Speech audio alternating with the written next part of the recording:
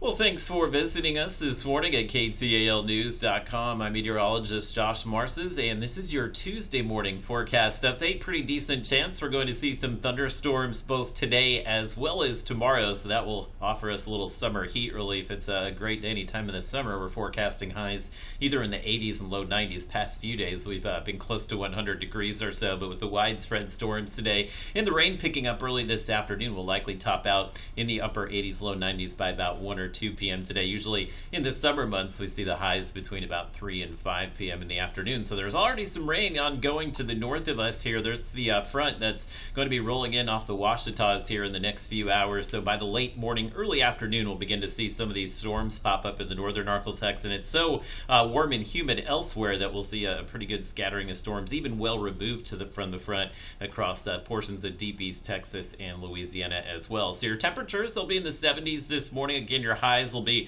right around lunchtime today in the upper 80s, low 90s, but with the clouds building in and the rainfall shortly thereafter, we'll likely see the temperatures drop off as we go through the afternoon hours today. I believe the record high of 104, that was set back in the 1800s, so that's a long-standing record high for us today. We won't come anywhere close to that with the rain in the forecast here. And the severe weather threat, very low for us as it usually is in the summer months, but there's a little sliver of the Arklatex north of I-30 here. We'll have to be on the lookout for maybe some high wind and maybe some brief heavy rainfall with some of the storms as well. Wind will be really the only severe weather hazard with any of these storms for the next few days here. Here's a look at your Robbins Toyota Futurecast. Sees the front to the north of us. Does begin to push up some rain in Texas, Oklahoma, and Arkansas maybe just before lunchtime today. And once the temperatures warm up just enough, you get the storms going.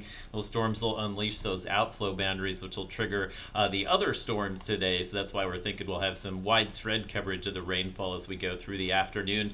Should see a lot of this wind down this evening, but I did keep a 30% chance of rain in late tonight. That's going to be for the areas north of I-30. And then still with us tomorrow, so we have another decent chance of some showers and thunderstorms for your Wednesday as well. And we should begin to see drier air take over Thursday, but I did keep at least a chance of those scattered storms going Thursday as well. In most areas through the next 2 to 3 days or so, we'll average maybe half an inch to an inch of rain if you get a few storms moving through. But Futurecast does see maybe a few stronger storms out there, and that's why we're seeing some 3 to 4 inch totals from Idabel to DeQueen. So we can't rule out maybe just some localized flooding of some of the roadways, but really this rain should not cause us too many issues over the next few days. We'll just kind of keep the temperatures running a little cooler. Can see what happens when the rain dries up. We'll see those usual hot and dry summer conditions return, likely in the mid 90s for the upcoming weekend. I did keep some slight rain chances going Friday through the weekend.